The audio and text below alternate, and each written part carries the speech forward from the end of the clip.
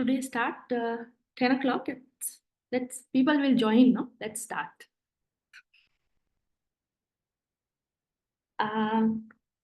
Good morning, everyone. Thank you for joining us with the BCIS webinar series. And the first one, we are launching the webinar series with in line with the UN Day for South-South Cooperation, which was yesterday. We are having the webinar today on development and solidarity, revisiting South-South cooperation in times of polycrisis.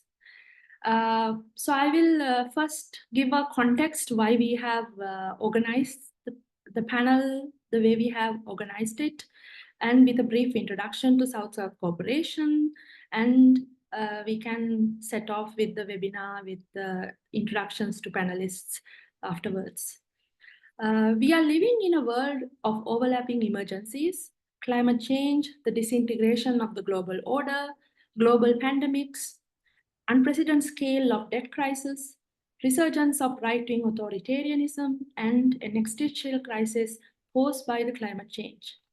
Not only the polarizing inequalities between developed and developing countries and the climate change, but the war against Palestine also reveals deepening cracks in the dominant multilateral system. Developing countries from Asia, Africa, Latin America, and the Pacific are forced to bear the burden of fallouts of these emergencies in the form of intensifying poverty, disenfranchisement of socioeconomic and political rights, dependency and domination. Women, indigenous people, and the environment in the global south have borne the biggest blow. This is the conjuncture at which we are gathering today to revisit the significance of South-South cooperation. Our panelists will discuss it from three unique perspectives. South-South cooperation dates back to the 1950s, to the Asian-African Conference, also known as the Bandung Conference, which took place in Bandung in 1955. Then it follows with the formation of the Group of 77, a coalition of developing countries, in 1964. It also parallels the establishment of the United Nations Conference on Trade and Development, UNCTAD, in 1964. And it leads to the new international economic order in 1974 to promote the development aspirations of developing countries and have coordinated voice as the Global South. Then UN also goes to establish the Unit for South-South Cooperation in 1978. South-South cooperation has attained new heights with the formation of BRICS, with the new development bank, the Southern Bank, and more member states are joining with BRICS. South-South cooperation designates developing countries and as assuming ownership of the development, breaking away from dependency and subordination and political that the global relations of productions have imposed on them. These processes connote thinking afresh instead of trying to do the same thing again and again, expecting different results. South-South cooperation is also multidimensional, as our panelists will illustrate today. And it involves coordinated action in climate change negotiation, global response to the financial crisis, achievement of various development goals of the global South countries, and international trade negotiations, and intellectual property discussions. BCIS do not intend this webinar as a one-off thing. We are planning a line of webinars on South-South cooperation, trying to capture, and especially from in a reflective perspective on different themes. The next webinar will be in October on the Southern Alliance on Debt. South-South cooperation as a thematic focus is also very relevant to the Bandaranaike Center for International Studies, as our founder, Mrs. Sirimava Bandaranayake and also SWRD Bandaranayake have been key players in the non-aligned movement.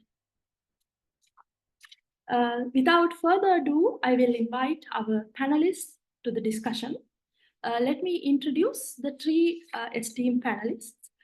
Trimita Chakma is a feminist researcher, organizer, facilitator from indigenous Chakma Hill tribe of Bangladesh with over 15 years of experience in social movement organizing. She specializes in using feminist participatory action research for strengthening social movements and evidence-based policy advocacy, particularly in women's rights, climate justice, labor rights, indigenous people's rights, land rights, and water governance. Since 2012, Trimita has led numerous feminist research and advocacy campaigns across Asia, Africa, and the Pacific, collaborating with hundreds of community organizers and activists. In 2022, she co-founded Feminist Participatory Action Research Academy, an online platform promoting and teaching feminist participatory action research methods and feminist political education. She is currently leading the South Feminist Manifesto project at South Feminist Futures based in Seoul. Our second speaker today will be Dhanasri Jairam.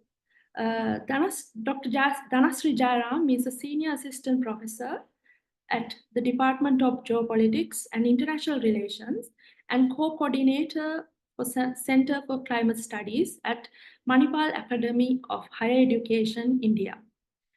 She is also a research fellow at Earth System Governance Alliance, member Climate Security Expert Network, research fellow, Center for Public Policy Research, non-resident fellow, Finnish Institute of International Affairs, visiting fellow, Institute of Peace and Conflict Studies, and an associate in the Network for Education and Research on Peace and Sustainability. She was a research fellow at Center for Mark Bloch and guest researcher at Freie Universität Berlin under the Alexander von Humboldt Foundation International Climate Protection Fellowship during between 2022 to 2023. She pursued a visiting fellowship at Leiden University, the Netherlands, between 2014 to 15. And she was a postdoctoral fellow at University of Lucerne, Switzerland, under the Swiss government Excellence Scholarship between 2018 to 19.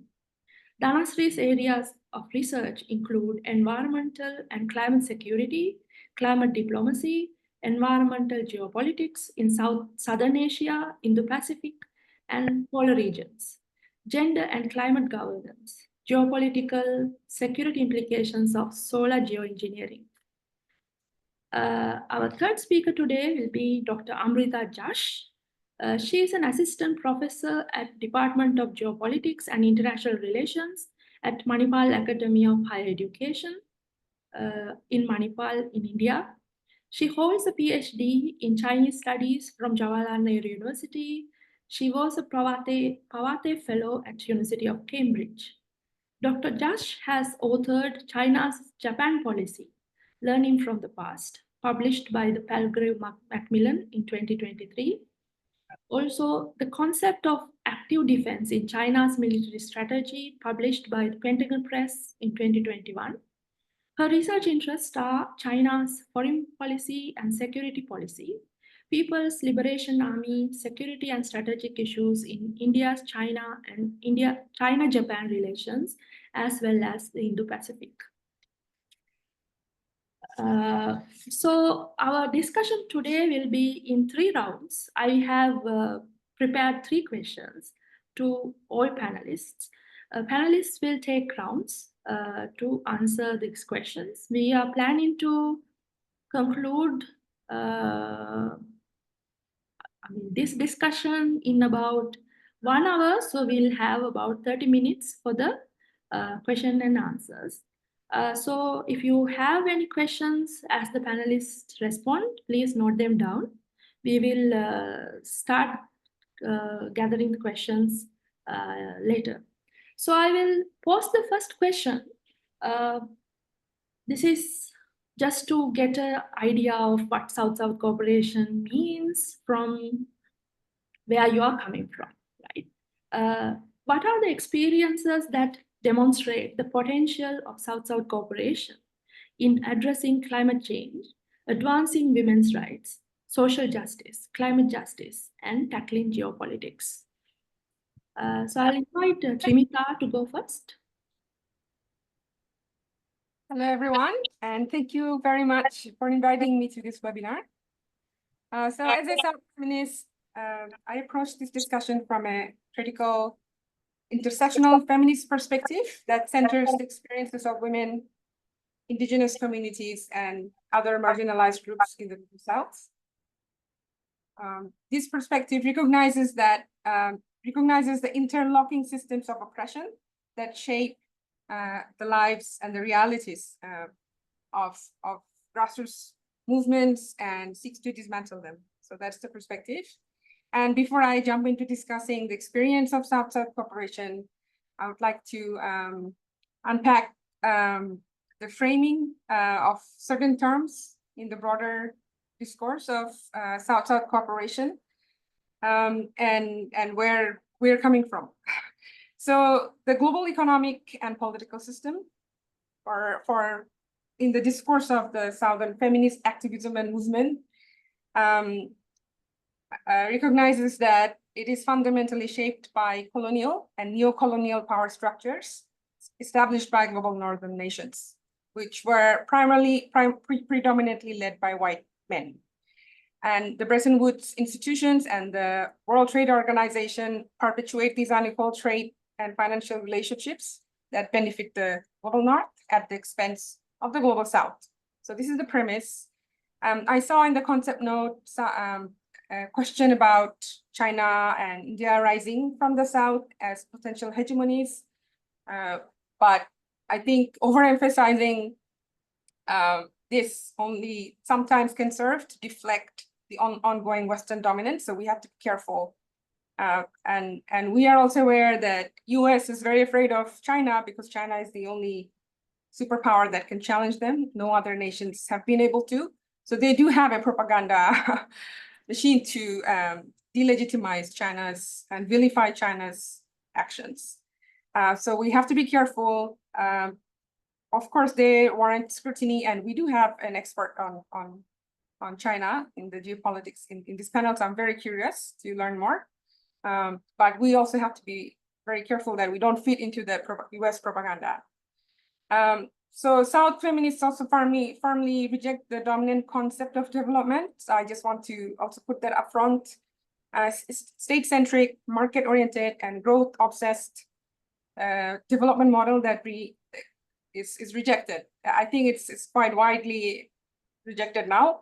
And these also reinforce Northern hegemonies. So we propose alternative solutions.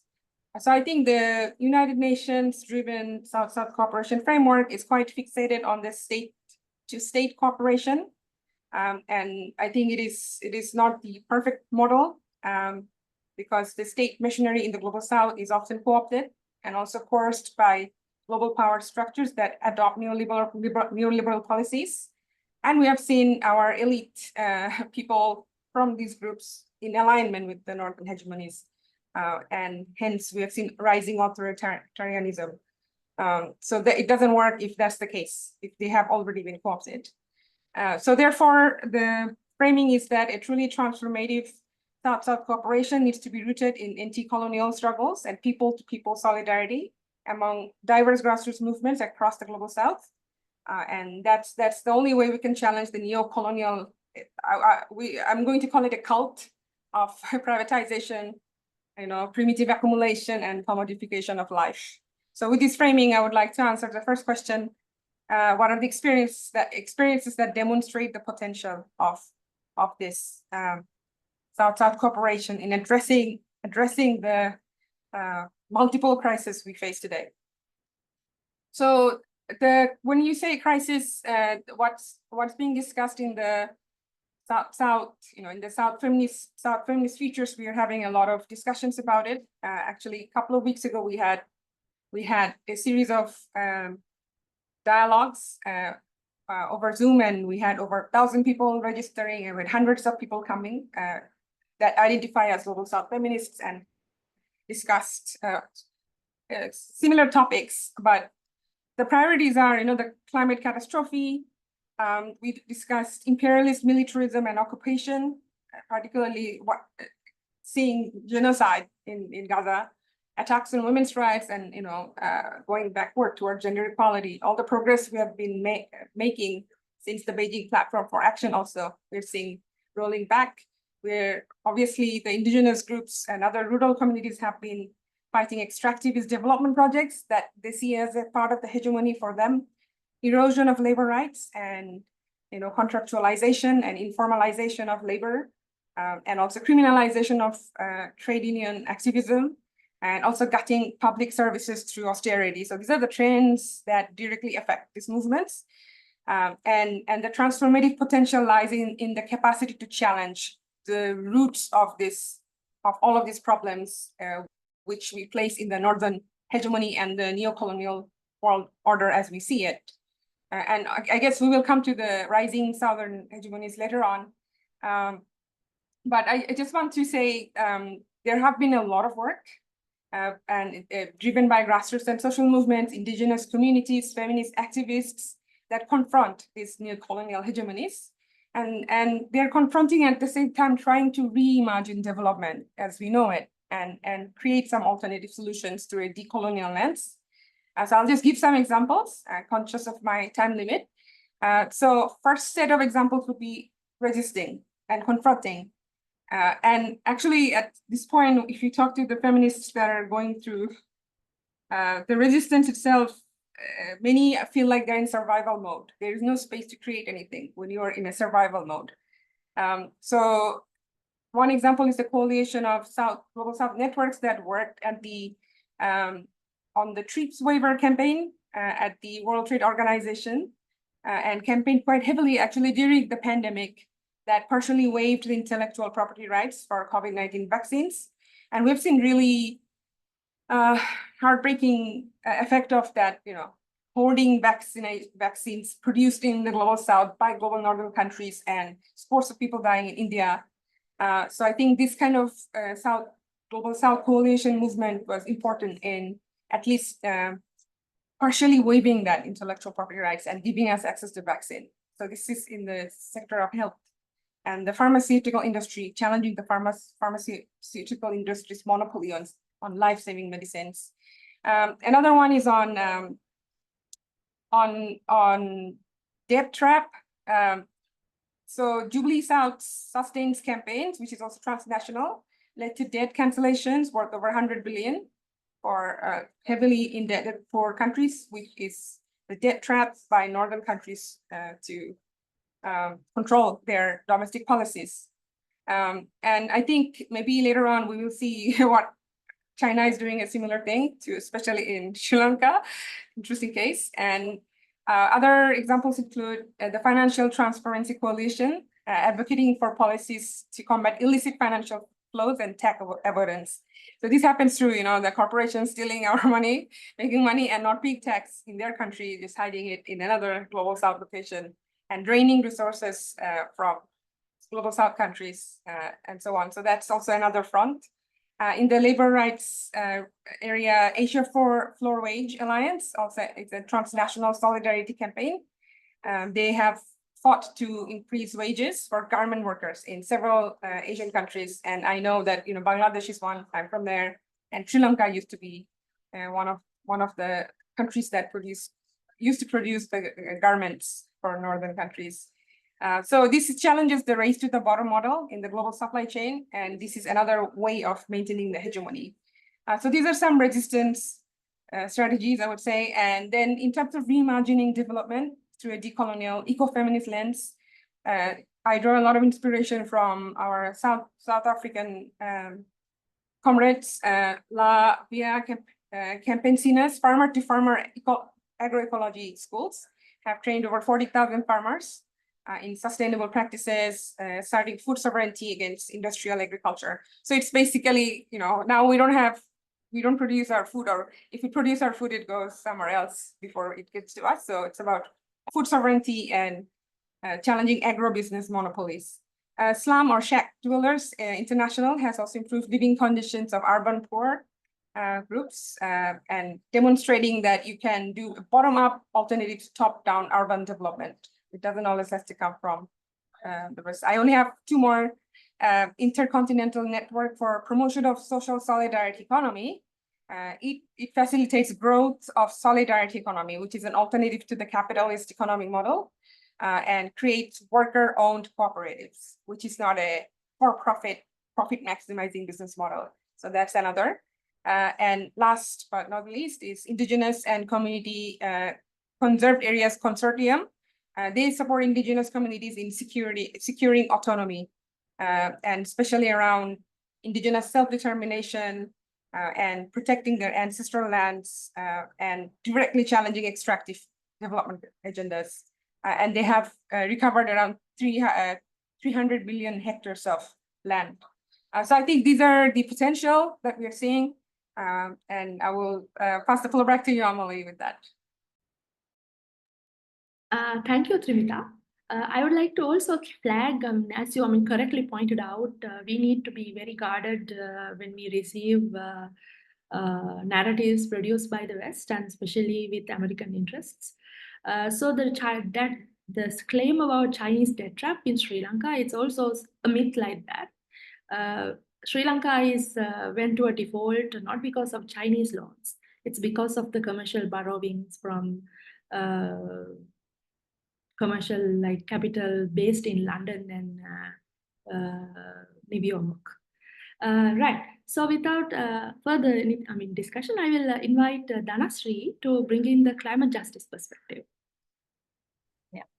Yeah. First of all, thank you so much, Amali, for inviting me to this webinar. And I think Trimita has already given a broad background in which even climate justice and climate change, global climate governance also fits into the same framework. But to just give a broad background where South-South cooperation really comes from in the climate space. Of course, we all know it all started in Rio, in the Global South itself. The whole UN Framework Convention on Climate Change was established in Rio. But we know that even today, since '92, the mood hasn't really changed when it comes to where the Global South really stands on climate change. Whether it is about the historical responsibility of industrialized countries in creating the problem in the first place, and also the kind of differentiated responsibility that is there. So in terms of the operational principles of the UNFCCC, we know that because of the pressure that Global South countries put on the industrialized countries or the Global North countries, we have the common but differentiated responsibilities and respective capabilities principle. Something, of course, that has been diluted over a period of time. We all know that, since the Kyoto Protocol and how the Paris Agreement has come into picture with a very bottom-up approach. We know that now it has become a little shared by all, kind of a responsibility. But at the same time, because of the pushback and the solidarity shown by the Global South countries, there is still an element of differentiation which continues to be, operate in that space. And that is primarily because of the solidarity that has been shown by the Global South countries, irrespective of so many differences that exist within the Global South itself. I'll come to that a little later, because I think it's important to also not romanticize the idea of Global South to an extent where we don't understand that, there's so many differences also when it comes to even, responding to a global challenge like climate change. But where there is solidarity, I think the most recent example that we saw was the establishment of the loss and damage mechanism. And specifically, if you look at loss and damage, which essentially is about a financial mechanism to deal with the losses and damages suffered by the most vulnerable countries, and where the money would come from. Obviously, there is demand from the Global South countries that the money should come from the industrialized countries who are, as I said, primarily responsible for the problem itself. What the loss and damage mechanism has shown that the G77, the group of 77 countries, irrespective of, like I said, the kind of differences that exist within the group, has been able to, or was able to, actually push the global North countries to to establish this fund. I mean, of course, we are still far away from knowing how much money will go into it, who's going to provide the funding, what kind of language is going to be used, whether it is going to be in the form of grants or loans. Is it going to increase the debt burden of many countries? All these questions remain to be answered. But this is, I think, the most recent example, which in reality, many people did not even anticipate that this pressure, which, I mean, of course, loss and damage started to be discussed by small island developing states way back in 90s. So the battle has been going on for so long, and finally we have it in place. So of course, that shows also what hegemony can do in terms of, what kind of measures are we adopting within the global climate regime, and what kind of, what kind of solutions and measures are, delayed. As we can see, the market mechanisms did not get that much, it got established much faster, because the suggestions came from the United States and many other, countries in the global north. But the ones which, use this language of compensation, or these are the terms that are not acceptable to the global north. So we've seen that kind of resistance coming from the global north. But in reality, we know, even if we go back and see, okay, right now India, China are in the top 5, more highest greenhouse gas emitters. Indonesia as well in the top 10. But if you go back and see the colonial emissions, which are not technically accounted for, then you see the picture kind of changes a lot. We have, India and Indonesia particularly are out of the top 10 if you consider the colonial emissions, which obviously were, benefiting British Empire, or the Indonesia, the Dutch Empire particularly.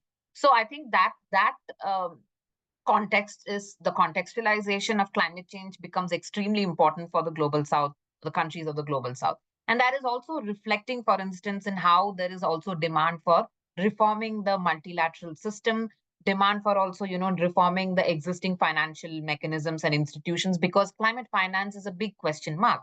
Yet we still haven't received the finance that has been promised, especially since 2009, the $100 billion and all of that. Recently, the OECD came out with a report that we finally met the target in 2022-23, but those figures are also very fuzzy, because we know that a lot of that funds have come in the form of loans. Some may be concessional loans, yet we know that this is something that adds to the burden of many countries. I'm not saying the entire global south, but many countries have suffered, and that is why the Bridgetown initiative and some of these initiatives that have come from the global south, Barbados and a few other island states, in fact, have come up with the suggestion that we need to reform the financial institutions. So, you talked about IMF and, some of these financial mechanisms which have not integrated climate into their existing programs and initiatives. They are doing it. I'm not saying they're not doing it at all. They are doing it right now, but it is going to take time before some of these mechanisms can start actually working for the most vulnerable communities across the world.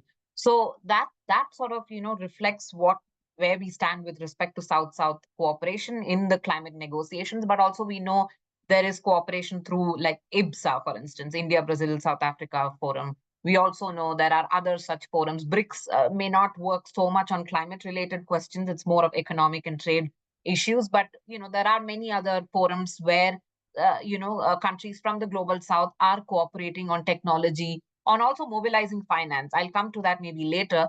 But essentially, we also have to remember that within the global south, there is a division, right? So we have seen that also, So of course, the most vulnerable countries have a very different set of demands as compared to so-called emerging economies like India, China, Brazil, South Africa, who have had I wouldn't say very different position, but they have their own interests to serve, in this regime.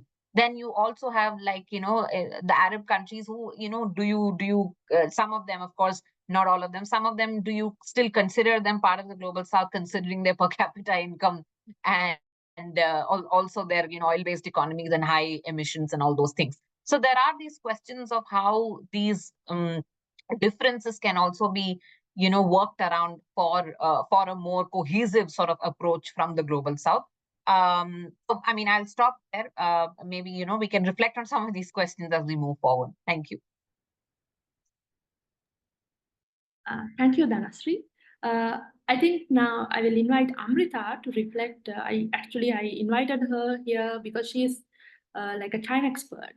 And I'm very sure, and we are in Sri Lanka during an election time. And I mean, India and China, South Asians, I think this is a general grievance against these southern big players.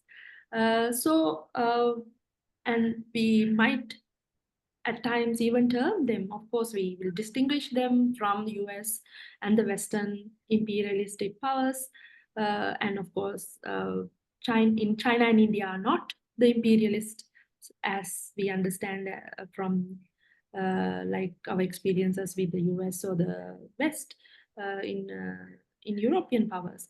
But how do you see the China and India specifically coming in, and what are the experiences with South-South cooperation? Thanks.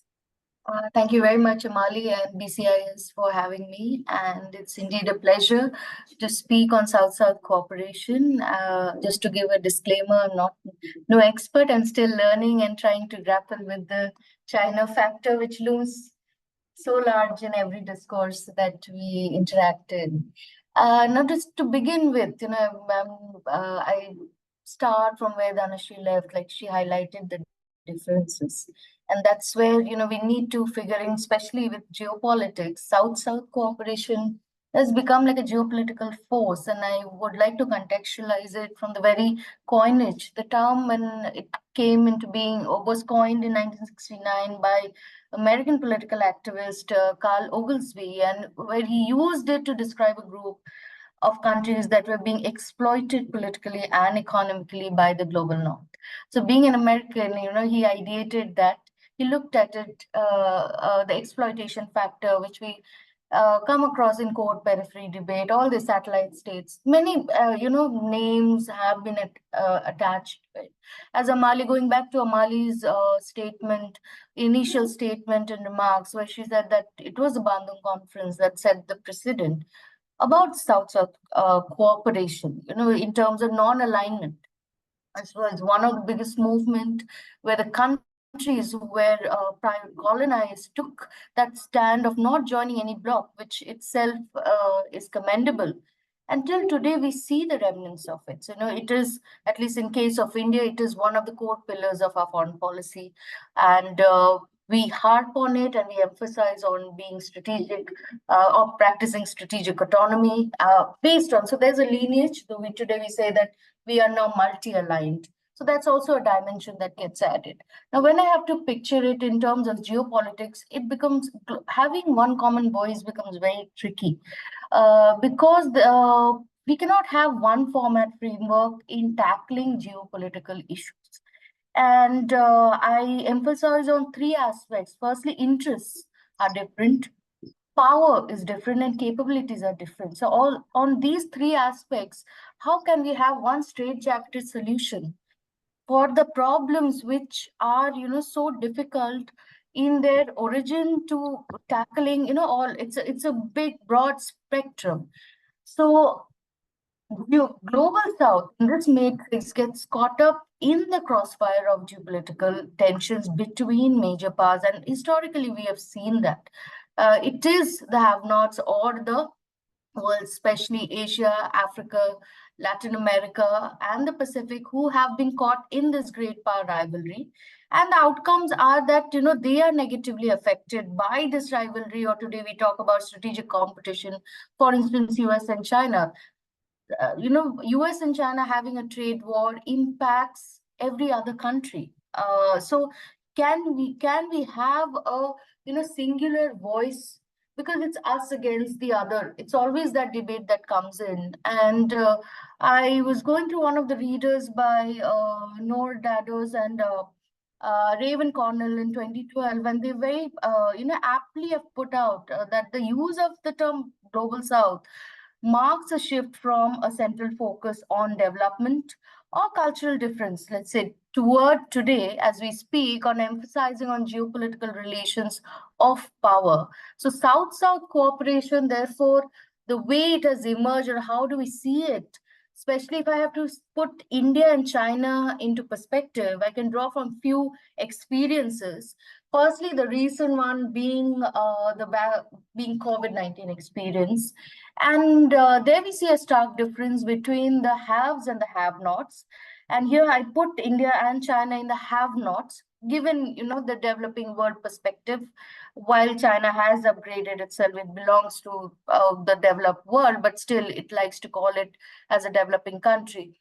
Now, COVID-19 vaccine diplomacy, if India being one of the unifying voices, one of the first to even propose that we need to have vaccines for all, proposing for a COVID fund in G20 framework, and China on the other side, both India and China went for vaccine diplomacy, and primarily to reflect in India. India led its military missions to send vaccines to countries in Asia, Africa, Latin America.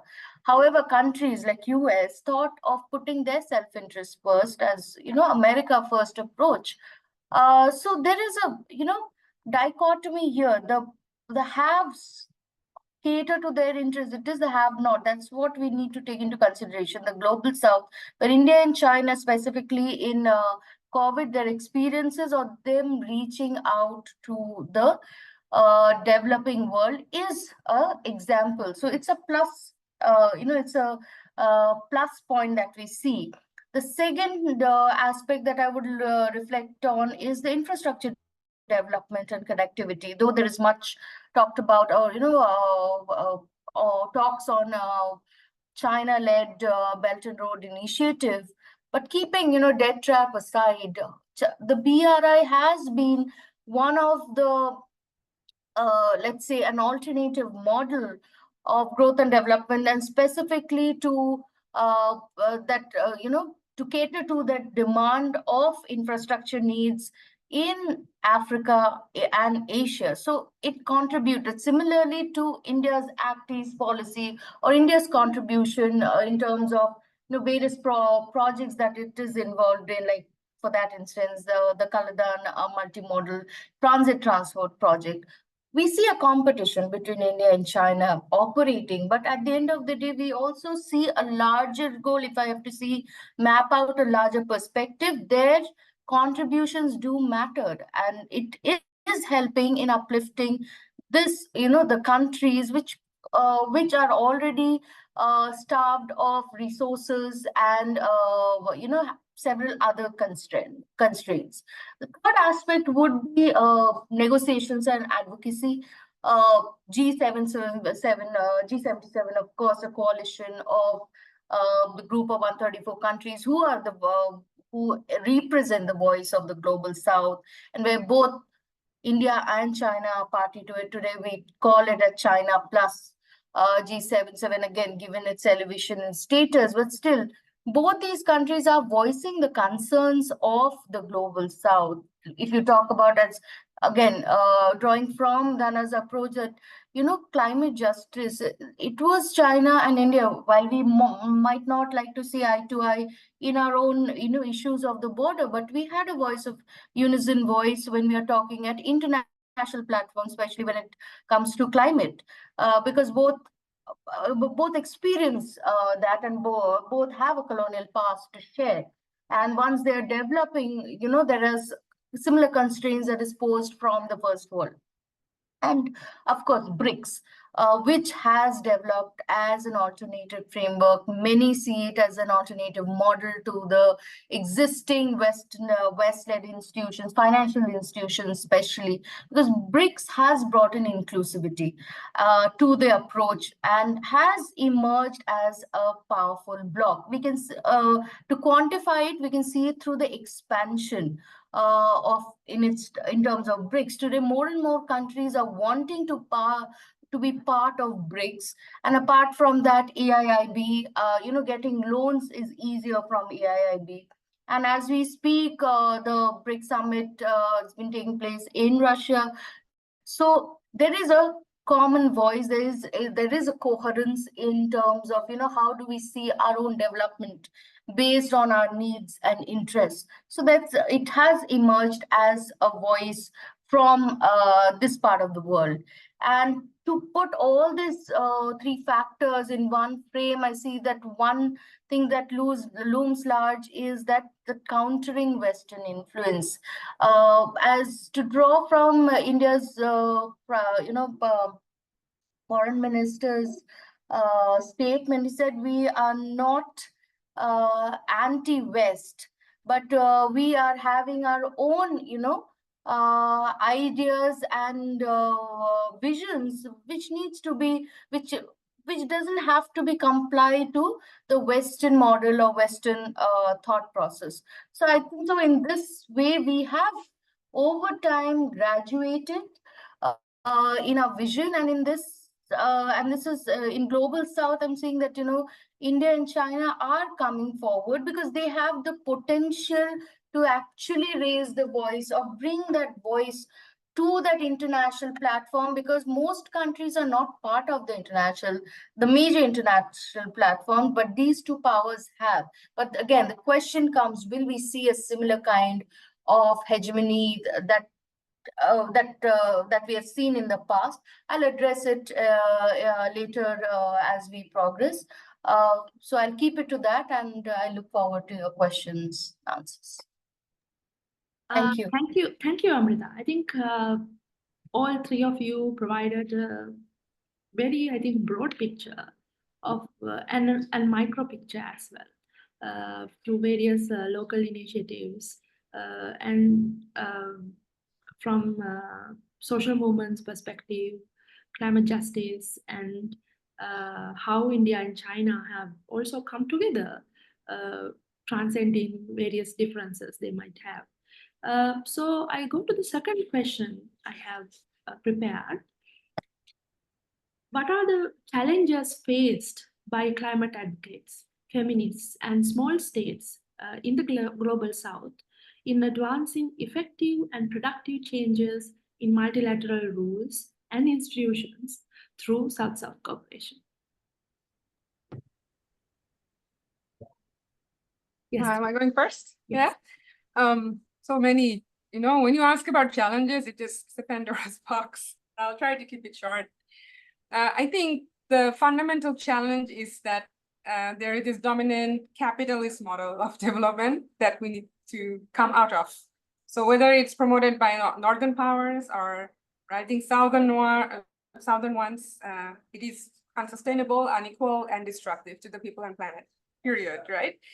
So I think I will talk within that framework. So we talked about before, there are so many interconnected global challenges faced by, climate activists, advocates, eco-feminists, small states even. But at the center of it is this idea that we have to have this endless growth and extractivism to develop ourselves at the expense of people and the planet.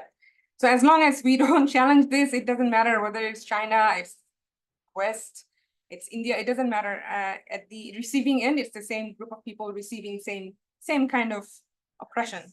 It's just who is doing it is changing. The face of that is changing. And obviously, I think most people are familiar with the power asymmetries in the global governance.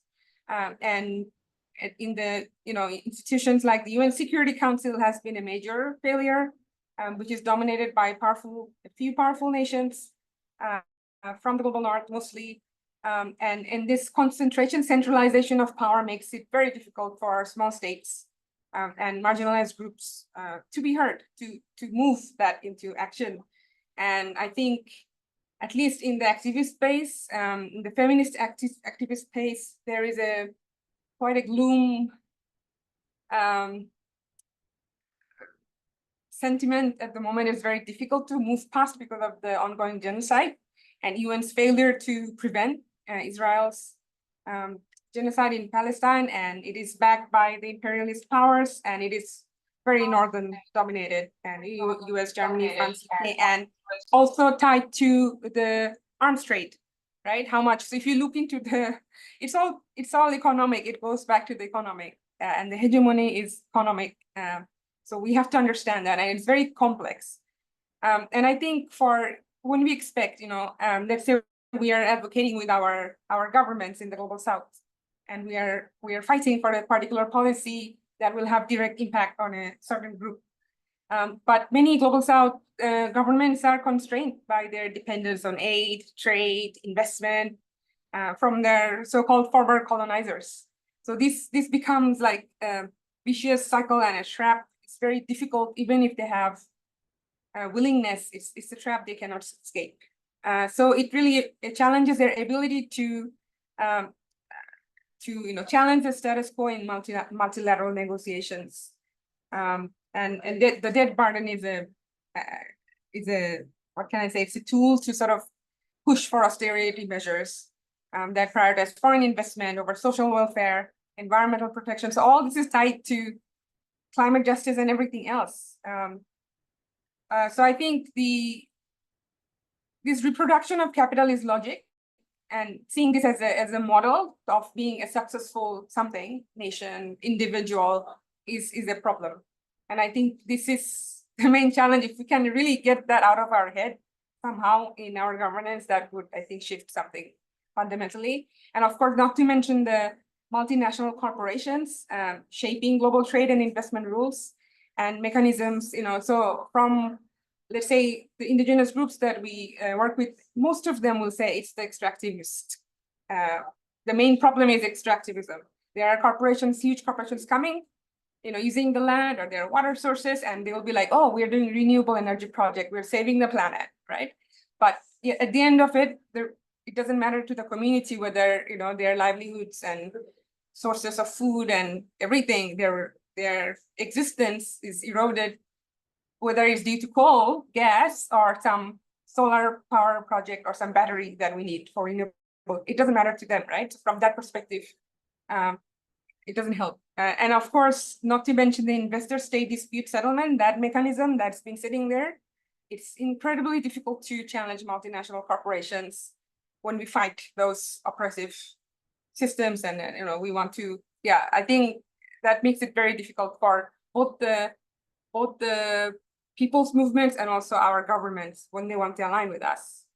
And of course, I think we have Anasri, she can talk more, but the climate action has been one of the most frustrating spaces, I would say, for me. And even yesterday, I stopped looking, but somebody told me, oh, we have 12 years to live. And I'm working on organizing the Global South feminists to come up with a manifesto for transformative change. And I'm like, if you really have 12 years, think about it. If we had cancer, for example, right? The whole planet has cancer now, and you have 12 years. What would your manifesto look like? For 12 years to do actions, it's a very difficult, I think, space. And I wish to hear more from Tanasri. And with this, I will stop here and would like to hear from others just challenges. Thank you. I think thank you for marking that existential crisis that we are in, Trimita. I'll invite Janasri to continue. Yeah. Yeah. So I think what Trimita said about 12 years to live. I think for many communities, it is the present. It's not the future anymore, right? So climate is not something that is affecting, that may affect how it was, used to be spoken about earlier. And I think that reality is still not settling in much of the world. That there are many communities who are already displaced. There are many communities who have lost their livelihoods, lives, of course, and their traditional their traditional practices have been lost, cultures have been lost. So many things have already started to happen. So that challenge, what is, you spoke about polycrisis and multiple crises. And I think, we live in that world of this intersecting crisis. So it's like climate, biodiversity, food, water, all of these, energy, all of these issues are interlinked with each other. So for climate advocates and climate policy makers, it is becoming increasingly difficult to find that space where all these concerns can be bridged or can be tackled together. Because the moment you find a solution for one problem, that may, like what Trimita mentioned the example of the extractivism that is going on for renewable energy now. You need critical raw materials, critical minerals for the energy transitions. But where is that going to come from? It's going to come from extractivism. That a lot of it is not even based on sustainability practices, which are, which consider the social and environmental costs of that extraction. So that is something that we need to understand, that solutions have to consider the systemic crisis that we are in. And a lot of it is, it is based on this idea of this capitalistic model of growth, and and also institutions, the neoliberal institutions that we have built over a period of time. These are just not meant to deal with the kind of challenges that we are facing today. And I think that is the biggest challenge for many. And then if you want to specifically go into the climate problem, I mentioned some of these already. Finance is definitely one of the biggest challenges to continue the efforts that are happening, even for countries that have set their or they have started their path towards transition or net zero, and many of these very techno scientific terms, which again you wonder, by 2050 you want to achieve the net zero target, which is what the international community has agreed upon. Will that be enough if we are going to have many people just being affected in the meantime, even in the next 10 years or 15 years? So then the question is, how long term are you thinking? That's one thing. Technology is another major challenge, because we have the technologies in place, but access to technology continues to be a major challenge, whether it is because of IPR issue or the fact that the technology transfer has not really happened from the global north to global south. And beyond that, it's also important to think in terms of capacity. So you may have the finances, you may get access to technology, but you don't have the capacity or skills to really use it to kind of frame the kind of policies and solutions that you need. Capacity building is another major challenge. So for especially countries in the global south, this is something that is an important discussion point. I think more importantly, what we are seeing, technological advancements are, a lot of it is, of course, being driven in the global north. I mean, one of the topics that I work on is solar geoengineering, and much of the research on this is happening in the United States. And there is, a lot of talk about, we need to have a governance regime. This essentially means that you're going to block the sunlight, from reaching the Earth's surface, so that, that's one way of kind of limiting the temperature rise. You are not limiting the carbon dioxide concentrations in the atmosphere, but this is like another panacea that, you can just block the sunlight and you can cool the Earth's surface somehow. A lot of research is happening in the United States, and maybe some, again, some countries in the global now. Also, China has, started to invest in this also. So we see that again, where is the global south in these discussions? Most of the countries don't even have the capacity to think about this kind of, very, technologies which are very far-fetched. We don't know what is going to be the ecological, social, economic, geopolitical impacts of these technologies. And we don't see much of the voices of the global south represented in these discussions. So there are, again, a whole lot of challenges, and again, how are these technologies spoken about? They say, oh, this is something that is going to protect the most vulnerable people. But you're not really asking the vulnerable people, like, do you want this technology, which we don't know how the impacts are going to be in the even in the medium term. So there are a lot of questions like this as we advance technologies, or as we think about where the solutions are going to come from, intersecting or systemic sort of crisis that we are facing. In all these things, there are a lot of challenges for climate advocates, policymakers, and others who are involved in these discussions. Thank you, Dhanasree. I think Amrita, okay, it's over to Amrita, right? Sorry. To say that, what are the challenges that the smaller states are facing in terms of influencing multilateral rules and institutions. There's a given, when we look at behavior of states, The two obvious kinds are either you balance with the force, the status quo power, or you bandwagon with the revisionist power. And because your choices are limited and choices are constrained by the very size of your, the very geography where you are located, your capabilities and all other, factors that come into play. And it's because of this what your decision making is affected, because you do not have that much resources and the capacity to even to participate effectively in the talks. I'm not even even that minimal role gets diluted or supplanted in that. So therefore, to look at the larger picture, once you're not even there, you automatically don't have the expertise or the necessary capacities or expertise to even talk about the complex problems, be it international agreements. If you talk about, let's say, non-proliferation treaty, it was not the smaller powers. The smaller powers had to abide by what the big powers wanted them. If given a chance today, when it comes to Russia-Ukraine war, do you think the Ukrainians are thinking that, if we didn't submit to NPT, would we have envisioned what, or experienced what we're experiencing today? So the nuclear debate is back in the fore. Or North Korea, why just having the nuclear bomb makes a big difference to that small country, right? So capabilities, and it can have a much bigger bargaining capacity given its resources or capabilities that it hold.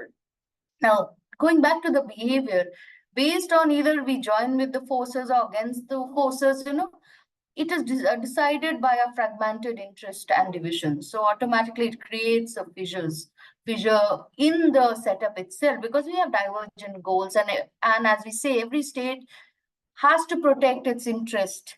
And at the end of the day, every state has, the quest lies in survival of the state, right? So I want to do everything under my umbrella to survive, and for that, if it has to be, so there is nothing right or wrong or moral when we talk from a realist lens, which is very predominant. And looking at, I'm just limiting my approach to the traditional security perspective, as my co-panelists have already looked at, the larger discourse of security.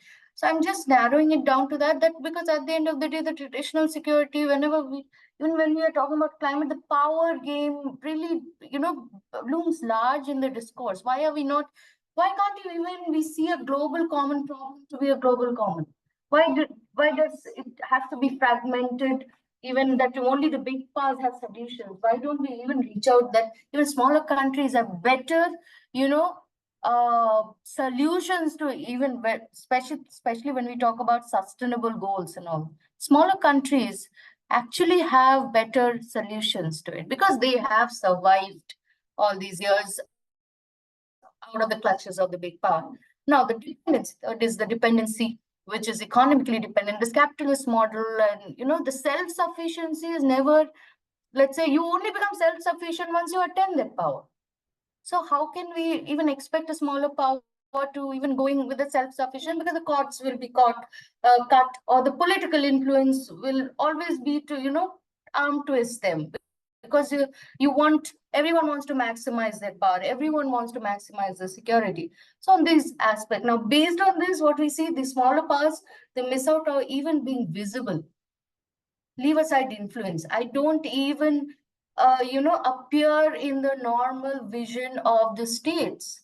So it's, and when we talk about, let's say, UNSC, the power is again given to the few. It's this 5 who decide the fate of the others.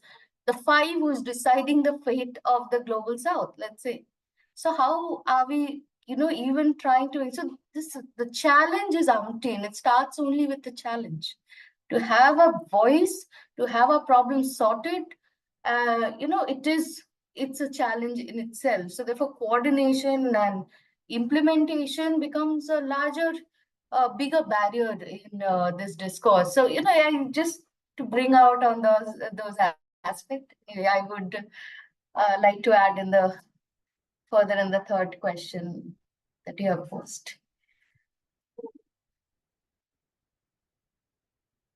Yeah, I'm actually looking forward to the responses because we have brought in the biggest challenges we have, right? The capitalist development model and this dominance, hegemony of the not very traditional security and international relations itself, right? Like these traditional approaches. And we are so frustrated. Like I personally am very frustrated with small states having to either bandwagon or balance and inability to think afresh how to tackle these challenges differently.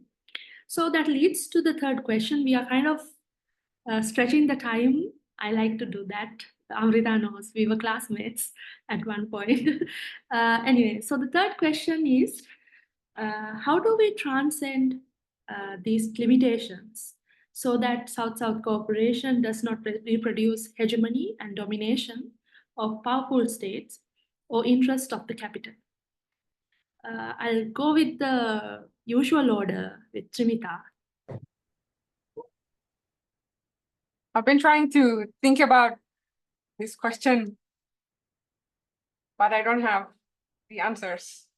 So I think in the feminist, in the current project that I'm involved in with the South Feminist Features and writing a South Feminist Manifesto, organizing, it's like a transnational feminist organizing to write this manifesto that resonates with us all. So instead of division, we can have this one document that speaks to us all, and it's not easy. We started with 5 languages, but the discussions have been very rich. And in that discussion, I mean, tell me what haven't we tried, right?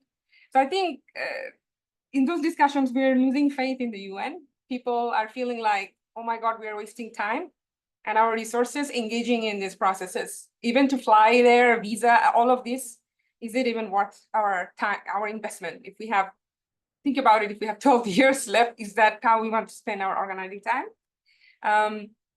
And also, I think COVID and the genocide have shown something to us. There is a fundamental shift in how we believed in certain processes, and this has kind of opened up our eyes and who we can trust and we cannot. So I'm still working on thinking, okay, then what is the solution? If our governments, the states, nation states are a problem, multilateral spaces that are supposed to serve the people, even UN Women, is a problem. We cannot even call a genocide anymore without risking our funding for our work. So where do we go? What kind of, in this context, how do we build South-South cooperation? So there are some discussions emerging about if nation state is inherently a capitalistic project, like a project of the capitalistic bloc, then if that's something we have to reject to really see a fundamental shift in the social contract we have, then maybe we have to reject that, even that. If we reject multilateralism, we have to reject the idea of organizing ourselves as nation states. So there is one women-led group there. It's the Rojava, the Kurdish women experimenting with democratic confederalism since 2012, and they're fighting ISIS there. So they have their own interesting organizing system in a community. So they have been kind of interesting in thinking about it. Then in this context, how can they exist in the cracks of the nation states as an autonomous system that doesn't have the interdependence of trade and has a strong women's leadership? And the other one was somebody I engaged with quite recently. Her name is Adriana Guzman, a Bolivian feminist activist. So they work with anarchist and autonomist movements in Bolivia. And she has introduced this idea called anti-patriarchal communitarian feminism. It's in Spanish, translated into English, where you put your energy and resources into organizing your community. And the way she was saying is the governments will come and go, but the communities will be there, and it's place-based. And also, if you look at her personal story, it requires a lot of giving up consumption patterns. So I think the critical question Amrita was asking is like, why? I think it's because we are not willing to give up the consumption. It's there. The small states have the solutions, yes. Indigenous communities also have survived without destroying the. I'm not saying we have to go back and become indigenous and that, but how to live a life. There are certain knowledges that have been sidelined and forgotten and, and overshadowed by this dominant, we have to consume to be successful in life, has been taken over. So we are still in the imagination phase, thinking about, okay, so if there are small organizing happening in the cracks of capitalism, how can we grow that? Is there a way we can grow that? And that gave me a vision of a South-South cooperation where then can we become a web and collection of communities that are rooted in these principles of collective care and taking care, taking care of the planet and understanding that no, like humans are not above, we are part of the entire ecosystem. We are not superior to anything. And if we disturb this ecosystem, we die because the planet dies. So I think should really absorb that into our minds and try to embody that is where I find inspiration these days, but it's very difficult because the challenges are just way bigger than these regenerative initiatives. Every time there is something like this, it gets crushed. And usually the crushing, from my experience, short experience, the crushing comes from very large corporations. And I have directly seen there a project of very beautiful energy democracy project in the northern part of Philippines, where these indigenous women had these micro hydro plants, and they could lit up 50 houses, and the way they were exchanging electricity production was through rice, because they're producing rice on their land, and they were bartering with rice, and they didn't need to be connected to the power grid or anything. They didn't need to overconsume. They could survive on their own. But that has been crushed by Chevron, because Chevron needs to install a huge geothermal energy project to save the planet, So for me, this is where I'm stuck. I don't have a lot of hope in South-South cooperation or the nation state. I think the focus is more on not just in the activist space, not just doing very large mobilization and one-time meaningless mobilization, but to do really deep organizing. Even if it's very small, I think the deep organizing lasts longer, and at least our descendants may see some of the effects. So that's where I am. Sorry to close with a little bit of hopelessness, but I think the multiple crises are really, wearing us down. Thank you, Trimita. I mean, it is hopeless, but I think that's our present, right? That we have to really face with as well. And Dhanasri very rightly pointed out that this existential crisis that we are deliberating is actually the present for many communities, and particularly indigenous groups across the world. So I'll ask Dhanasri what you think. How are we going to transcend these challenges? Again, I may not have the answers for that question. It's a big question, and obviously there are so many layers that have to be addressed if you want to transcend. It's many layers of power, knowledge, structures, institutions, everything that requires to be broken. If you want to go transcend and find the transformative solutions that we need right now. So what Amrita and also Trimita mentioned, there are a lot of solutions which are there, whether it is technologies or for that matter, traditional knowledge solutions which have been practiced by communities for a long time.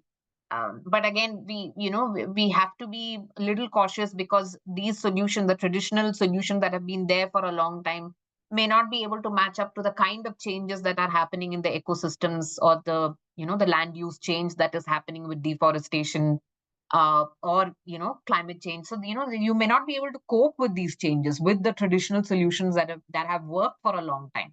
So there is also a need to reimagine, how do we adopt these solutions in a way. They are transformative. Many of them are transformative. I always argue that a lot of, I've worked on gender and climate governance at the international level, and I see that the countries in the global south have done far more on integrating gender concerns into climate action even at the policy level as compared to countries in the global north.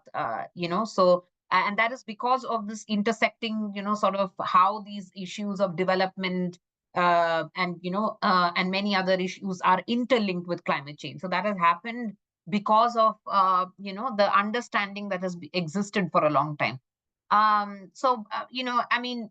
There are solutions, but we also need to think of, how are we going to implement them? I mean, the few, like I would say, like South-South cooperation itself, if you look at state-led initiatives, like, there is International Solar Alliance, you have, Global Biofuels Alliance, and many of these alliances are actually targeting more of countries in the global south. Can we mobilize finance for, establishing like solar panels in solar-rich countries, but with limited financial access. And I've also seen a lot of social enterprises, including in India, many African countries that have come up to establish decentralized solutions. Trimita was talking about the small hydro projects established by indigenous communities. Similar manner, I also see a lot of social enterprises and indigenous groups coming up with these decentralized solutions in other parts of the world. And to a large extent they are operating independently, as long as, like in the case of Philippines, that there's a conglomerate or big corporate just hijacking the entire project or destroying it. If you just leave them be, it might be like the solution that we can think of. So there are solutions, but we also have to look at how how transformative they can be, because we also need to think of solutions that challenge the existing structures, inequities, the structural violence.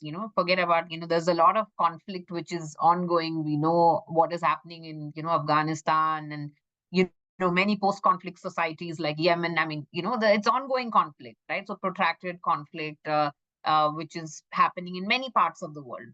So then, it's also a question of how are we going to ensure the safety of security of people, while we also try to address these multiple and, intersecting crises that we are having. So, so I wouldn't say, there's a magic wand that can, that can remove all these problems at one go. But, we also have to be, I think, I want to be an optimist in the sense that there is a lot out there that can be leveraged to kind of create the kind of change that we need, at least close to us and in the society that we live. Thank you, Dhanasree, for concluding in a optimistic note. And I'm going to Amrita, inviting you to kind of transcend this. Because of course, I mean, IR is like very dominant in, and we are trained in the very non-traditional and very state-centric framework. But of course, that's challenged, and there's a lot of social movements, non-state actors coming in and challenging the state-centric model. Over to you, Amrita. Yeah, thank you, Mali. Even I'm pessimistic, but I always believe that there's always a scope of trying. We cannot give up before trying, and no matter what, the states have come a long way. That's why we are having a discussion today. That means there is an awareness, and we are talking about the issues that needs to be highlighted. While the big powers will like to have their way, but we are seeing, evidence is proving they are not having the way they would like to have it, right? Otherwise, the Russia-Ukraine conflict would have been seen an end in 15 days, or the Gaza, Hamas, and Israel conflict would have seen an end to it. But we are seeing how conflicts are getting protracted, prolonged, far more volatile, because the approach has been state-centric. We always miss the people in that. We don't have a people-centric approach. I think the COVID-19 shook the states to have that, human security matters. It's not the state security. But after that also, we didn't learn much lessons from it. But to give, view of what can be done as a way forward, definitely, we are talking about having inclusivity. We need to promote inclusivity and equity, especially the states. Within the global south also, there are states who are little more powerful than some who don't have. So at least those with the resources can pitch for an inclusive approach and equity. And this is where I draw an example from India's hosting of G20. Having African Union as the representation was something that India really took. And, the big powers couldn't even disagree, because India said that you cannot miss the union, that as if they don't matter and they don't have a voice. So bringing in brings in inclusivity, diversity, as well as equity. So I think so the powers need the countries which are a little more powerful need to take that initiative. Then only other powers get that confidence to bring them to the table. Secondly, it's strengthen your regional cooperation. We belonging to the South Asia region. We see that SARC has really not lived up to the expectations what it was. But why don't we even think of reviving it? Why we again put our self-interest and not look at the larger picture? So regional integration is must, because that's where you bring collective bargaining. Say for example, ASEAN. ASEAN is a living example. The big powers talked about Indo-Pacific. Why did ASEAN could say that, I don't want to get caught in your vision of Indo-Pacific because I didn't find myself.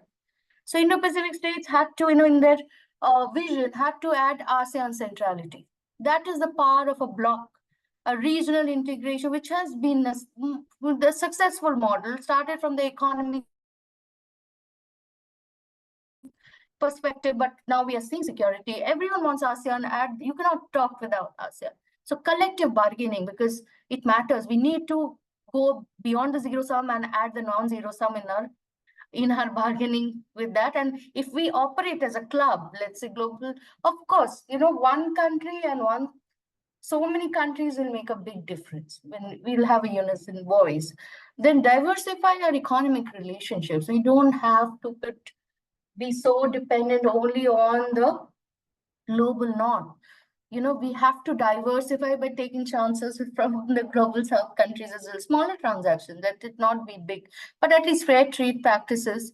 We can reduce the dependencies, or let's say good practices we can adopt. Again, what strikes me is India's example of digital currency, the movement that, it has given a bigger challenge to American visa, right? We don't have to, now we can just transact. The Americans are shocked. So it has really shook the American capitalist process of just, we are not transacting in visa anymore. So that is, and India is encouraging that. You see it with UAE, you see it with any other countries, how that is changing the relations. And of course, last but not the least, sustainable development and good governance and transparency. These are things which are the given, in the preamble. How to achieve and implement it is again based on the state.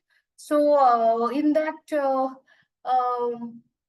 in this broad, like if I put this broad strokes on the canvas, what looms large is that we have to still, when we are saying that we are encroaching, or we are, making inroads into a multipolar world order, that multipolarity shouldn't just be defined by, again, the big powers. The multipolarity should be diversified and all-encompassing, and should have every aspect represented. Then only we can achieve that multipolarity movement of it, and we can have a greater say. I think so. This is the right time, in a way. If I have to add my optimism, this is the right time where we actually can channelize a global south, a greater south-south cooperation, keeping aside our trust deficit and of course our vested interest. But it is a long walk. Yeah. Thank you so much. Thank you, Amrita, Trimita, and Dhanasri. I think it was a wonderful discussion. You brought in, I think, of course, the elements in the room, right? The dominant model of development that we are working with, the state-centric model, the multilateral system, and it also has there are, of course, these institutions and rules, and there is the structural power, right, of the US, basically, like the financial transactional systems like the SWIFT, where the dominance kind of flows through these various multiple models that have to be challenged when we talk about South-South cooperation. Of course, it's not to substitute the global northern system, but to ensure that the southern interests, the interest of the developing countries, of the indigenous people, low-income people who are not often represented, women who are not represented in the mainstream platforms, get heard, that their interests are met.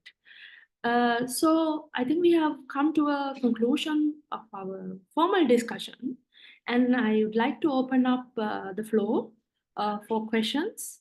I think before I think opening up, taking questions from the audience, there are two questions in the chat, one from Trimita and one from Shana. About, so I will post Shana's question first. Maybe it's more to Amrita, that there is this some claim of expansion of NATO to incorporate Southeast Asian countries, and how that would kind of intensify the security threat.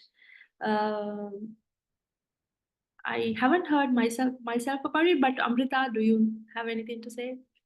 So there are talks that NATO has come up with a there was a statement that NATO's eastward expansion in the Indo-Pacific, most probably the eastward towards the thing.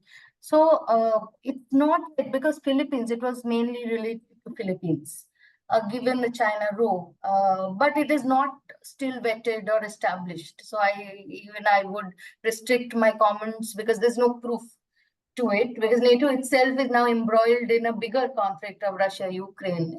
They would not afford to open another second front to that, where it's far off as well, right? So I will restrict with my minimal knowledge, whichever I know, I'll restrict it to this. That's Thank you, Amrita. I think Dhanasri is joining from Johannesburg, and she has to leave by 11:30.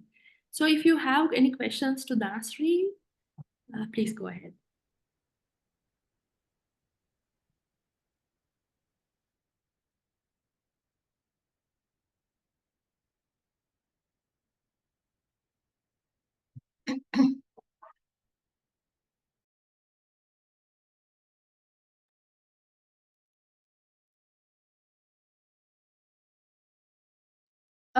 So I would like to ask a question, because I mean, Sri Lanka, we hear a lot about climate financing.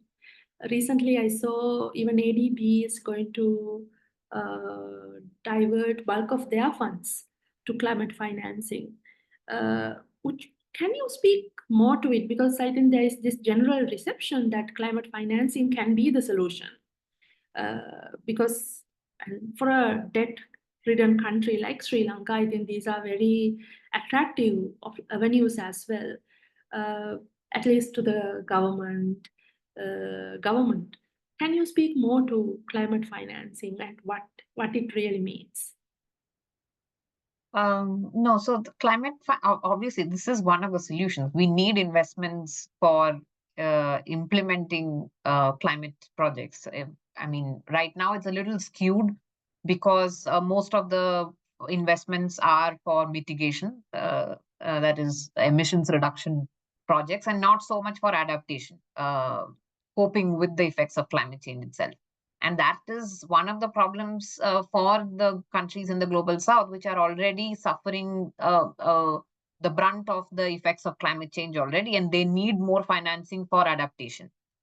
So that is one of the challenges. A lot of money is going into even whether it is ADB or European investment banks, World Bank, IMF, all of them are slowly, as I said, changing their financial investment patterns. But we know that money is primarily going into renewable energy, building sector, transportation, electric vehicles, and these kind of solutions.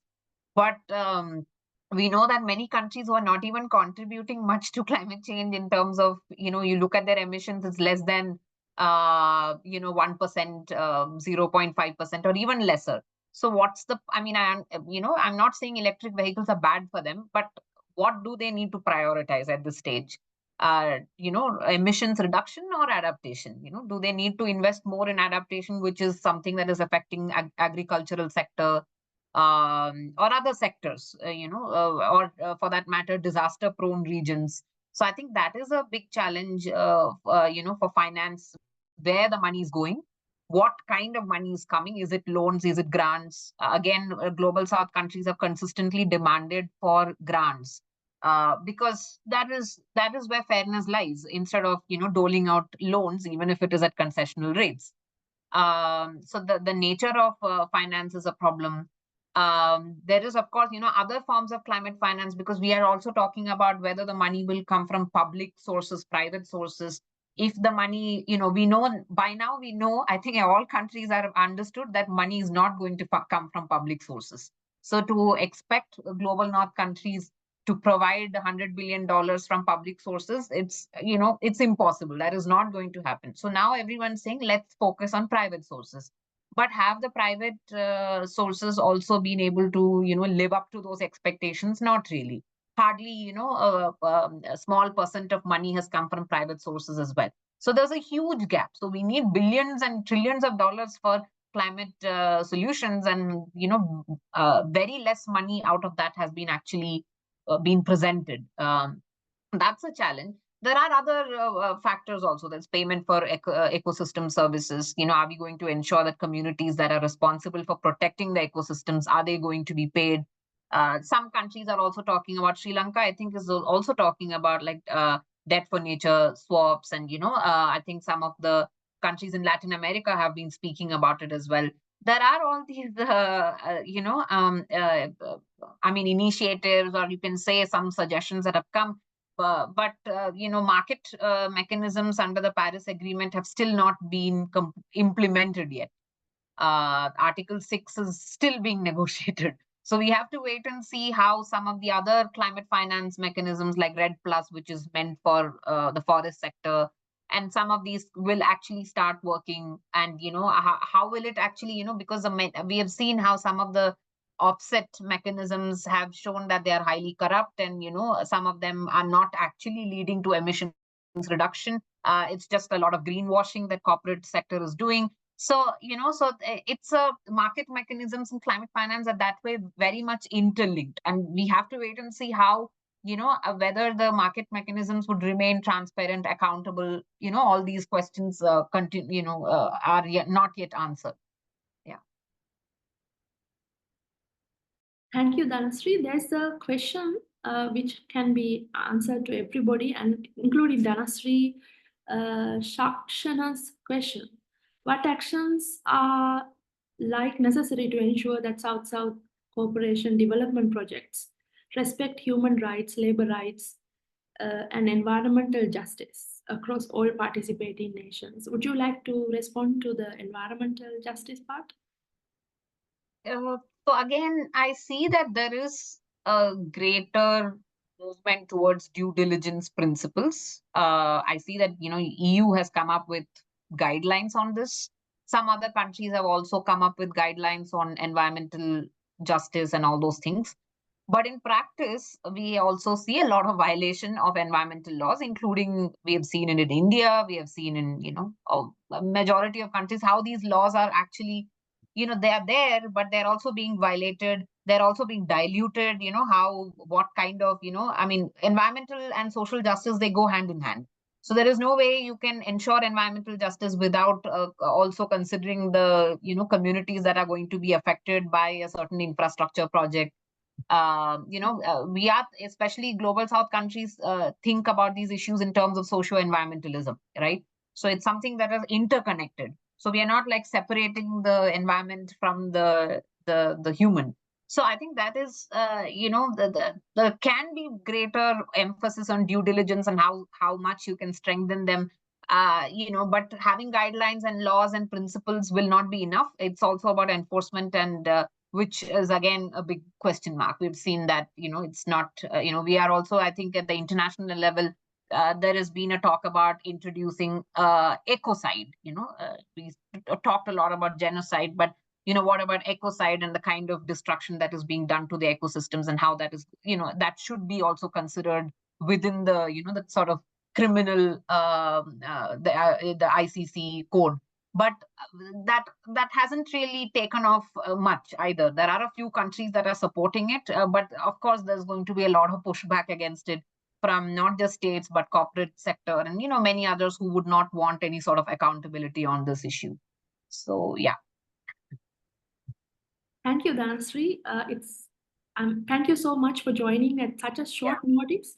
Hope we can continue this discussion at another time.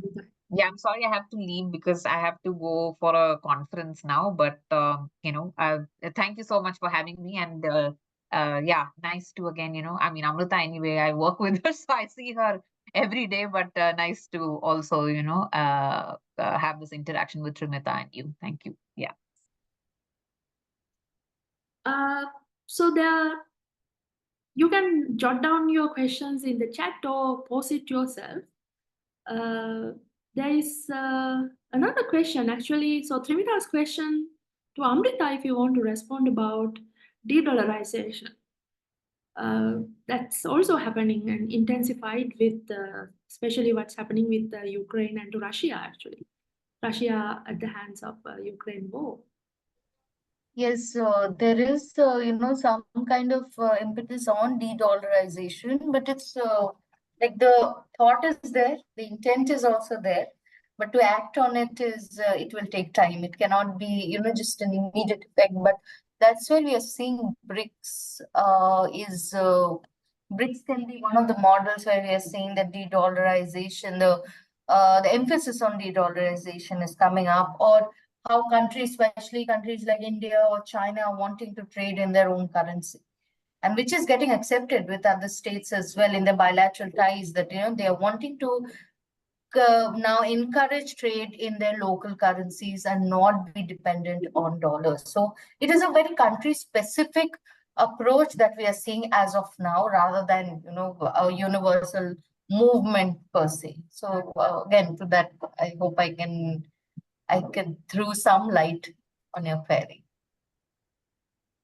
Yeah, I agree. It's like a very kind of individualist approach, and maybe a necessity too, because I'm also thinking from Sri Lanka's perspective that we have most of our debt dollar denominated and a currency that we don't really have a control, and how our debt is affected with, like, say, inflation and exchange rate fluctuation and interest rate hikes in Europe and in the US. Escalating our volumes of debt. So moving away from dollar is, of course, I think needed. There's a urgency for that. So there's a kind of, to pose the same question, Chakshana's question. What actions, I'll ask Trimita and Amrita to respond. What actions are necessary to ensure that South-South cooperation projects respect human rights, labor rights across all participating nations?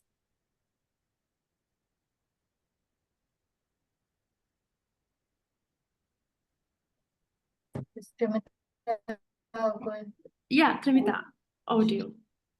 Or Amrita, if you have answer already, you're welcome to go. I don't have an answer already with this question. I don't know how to really come up with an answer that fits one size fits all. Will never be in this, with all these very contentious issues like human rights, labor rights, environmental justice. I'm myself, right now, I'm just trying to frame, can we have something that I can bring all these three under one framework and say, okay, the world is good? I don't see that. I'm sorry for being, but this way, but literally it just doesn't come to me. What action? One action it might cater to one, but can it be all encompassing and fulfilling all the variables is where the problem lies, in my view. Yeah, you can have your say. Yeah, I think, yeah, so I've worked across all of these three themes that you mentioned: human rights, labor rights, environmental justice. And the labor rights I find is interesting because they have a very unique way of organizing. Trade union organizing is different from feminist organizing or even the environmental one. So from a movement perspective, I think it's the environmental justice or the climate justice movement that can connect all of the different groups because it affects us all. And if you can see, the labor movement only focuses on labor, but it's not very good with gender. It's very male dominated. And if you look at the feminist movement, it's not very good at labor. So the working class women usually go more with the trade unions than coming to a feminist movement. And of course, human rights is very Eurocentric, but we bought into the idea because the Universal Declaration of Human Rights is the language is very generic. It works. It's pretty universal. But the problem is there is a double standard. So the human rights principles only apply to the global south. But when it comes to others, the Europeans or America especially, they never sign any of those treaties, even the CEDAW, which is non-discrimination against women. So I would actually fundamentally question, and I saw another question about the languages that we use in IR about the liberal and rational, I forgot, realism, national liberalism, and communism. I would like us to sort of get out of these frameworks completely. I do like the human rights and the labor, but center more around the people. So who are the people that are at the receiving ends of all of this, multi-crisis? And then what can we do to make that better? I think that would be the fundamental question first. And then see, does human rights framework help that? And then begin from there. So human rights framework is there, but it's not implemented. And as Sanashri mentioned before, for environmental projects, for example, there is to engage with indigenous communities, you're supposed to respect a thing called FPIC, free prior informed consent, but it's not respected in most cases and not there are ways circumvented. So it's not really the framework that is stopping us. We have very sophisticated frameworks, but it is really the willingness to serve the people and really coming out of the framework that, okay, individual interest, which is at the center of promoting capitalism, where it's private property, my interest, my individual, I have to get more money, get more power. I have to be the one to lead. That kind of mindset is the problem. And I see that in the liberalism in the IR. It's not working. And for me, I'm more proponent of maybe more on the communism side, but we know that communism experimentally has failed and the governments have shifted to more authoritarian. Even China, right? You can't really say it's communist. It's very different kind of capitalist. Yeah, so I believe in collective ownership and promoting that kind of idea. And welfare state was an idea before where the government, serves the people. That sort of, I would say, to push toward that. And of course, I think labor organizing is really important because we are all workers. Everybody is a worker. And at the moment, the hegemonies we're seeing are eroding that. Everybody is becoming contractualized. So we don't have the labor protection. So anything can happen to us. Even me, it doesn't matter how much the income is. It means I have no protection. So I think we have to uphold those. Thanks. Amrita, do you have any? Just to this question, is there any political ideology that, I don't know why do we have to always have an ideology? We have seen historically ideologies have created more problems than given us any solutions, right? So because we become so hell-bent in seeing it through one lens that other perspectives become so irrelevant, or we are not, let's say, accommodating towards it. So I have a problem with this very idea of always finding, some solution to a political ideology. The very word political itself makes it very difficult, and so and to choose from. Like today, we are talking about something beyond all this. If we go with each of this, whatever you have cited, they're all again a Western-led, West creation. Today, we are still debating: is there a non-Western IR theory? We couldn't even come at an arrival that we can have a non-Western. So why do we again go back to the same, drawing board and see the answers in the same old structures? We have to transcend. We need to know that the global south, or the countries in this region's problems are very different. People are very different. We need to first acknowledge that, and then utilize or come up with a model that can, at least try to bring in the, let's say, the interest of most states. I cannot say all states, but most states, and at least something it will be, it will be an all-encompassing or some parameters if we are able to meet. But this is something, which for that, I think the states, which again operate from a very selfish point of view, we have to go above our normal or Western interests. Can we do that? It's the biggest impediment. That's it. So I think we have come to a very interesting moment now in our discussion, because that's exactly why the idea of South-South cooperation came up, right? That the interests of the global South or the developing countries are very distinct from the ones of the developed countries, and also to flag the importance of transcending the state-centric framework to accommodate space for other social movements and the civil organizations. Forum for them also to get involved and influence policy and make policy. And we have now, this is also a long way, right? As I said, that the South-South cooperation started from the Bandung Conference, at least the evolution of it. And it's a long way, like long time, 50 plus years.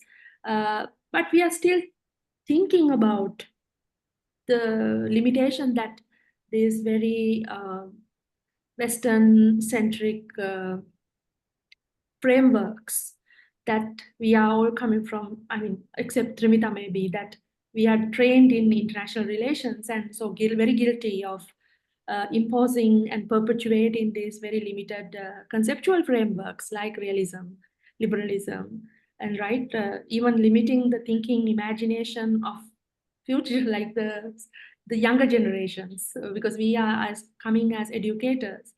So how, this is another, I think, very important, very kind of maybe a conceptual question or a theoretical question, maybe. How do we really, tackle this? It's already too late. It is, and the states, that's what I said. It is the haves amongst the have-nots need to take the initiative. Because still, who is voicing matters. So someone who has a closest reach can at least present the problem. I always feel, it happens because even when we are talking about climate finance, also we are again looking to the global north only, right? So if they are giving you finance, it has to be transactional. Who is going to do it in a win-win? And will it be like on a philanthropy basis? States don't operate in that way. As individuals, yes, we do in a community base, but when you're looking at the state, that communities, become very marginal in that. So it bewilders me actually, even. And also, every time I think, okay, realism, somewhere I am seeing, some new approach. Every time a war happens and realism is just giving me answers to why the problem happened.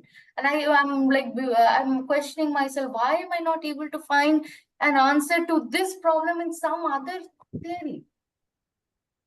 It really shocks me, as a teacher, every time I have to teach, and these kind of recurring problems, You're seeing the power plays a role everywhere.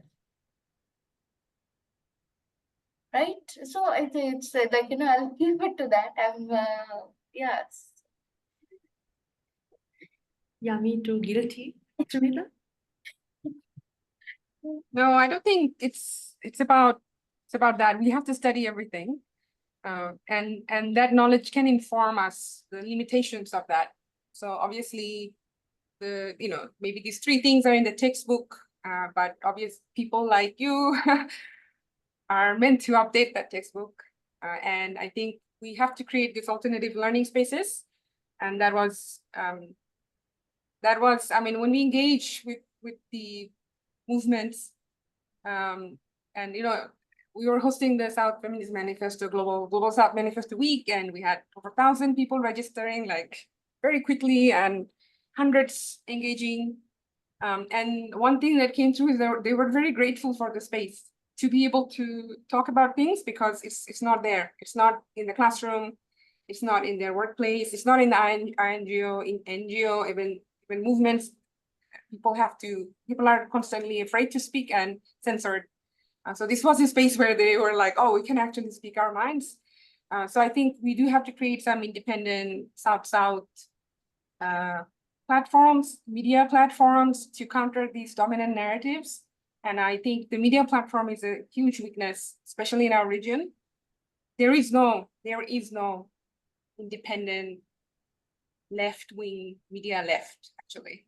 If you look in the whole of South Asia, you couldn't find. And maybe there was this one Rappler in the Philippines was doing some reporting, and they were hugely punished for it, right? Although, like, I think one of them, the founder or the leader, received the Nobel Prize, etc. But it's just very difficult to have a counter narrative. It's very dangerous. And I think we do need to embrace the popular education programs, because the formal education spaces have become also neoliberal. A lot of it is privatized. It's become a business model. So it's very difficult to do critical thinking and do something innovative and creative within that space. It just becomes very limited. But we have to study everything to be able to critique it properly. So I wouldn't say there shouldn't be a guilt. There should be more interest in learning and developing new spaces and theories, and like this space, I think. So thank you for organizing this. I think it's been quite educational for me. I really enjoyed the conversations. Yeah, maybe this webinar series can be maybe one source of such a educational forum, because as I said earlier, that we are planning to have a series of discussions on South-South cooperation from different thematic perspectives. I invite the audience to engage the speakers, if not questions, some comments, or some ideas as to how the webinar series can be organized in the coming months.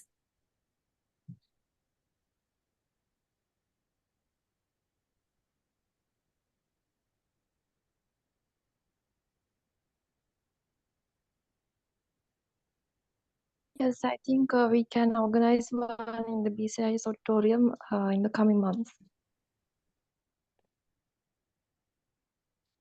Yeah, I think that's a good suggestion, to have a larger audience, maybe in person as well.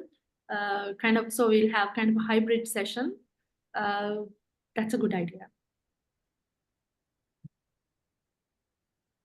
And maybe we can upload this to news platforms as well.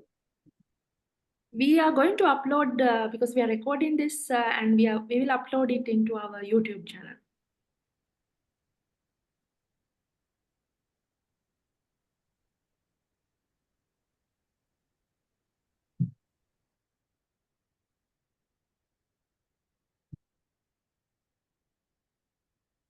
If there are no other questions, I'd like to call it a day. Thank you so much, Amrita, Trimita, and Dhanasri. You all joined at a very short notice, but I think we had quite a successful discussion today, and which opened up all this. I mean, the traps we are also in, exposed the traps and our own limitations within ourselves. sometimes brought in through the education that we have received, but also marking the urgency to change, right? Yeah, thank you so much. I hope we can continue this discussion, and thank you again. Have a nice day. Thank you very much, Amali, and to Trimita, Dhanashree, and to all who have joined us. It was really a learning experience for me, something, very different from my regular talks and discussions, but it's really, it has been quite revealing, and to learn from each one of you and from the questions. And thank you, Amali, once again for steering it so well. Thank you. Thank you.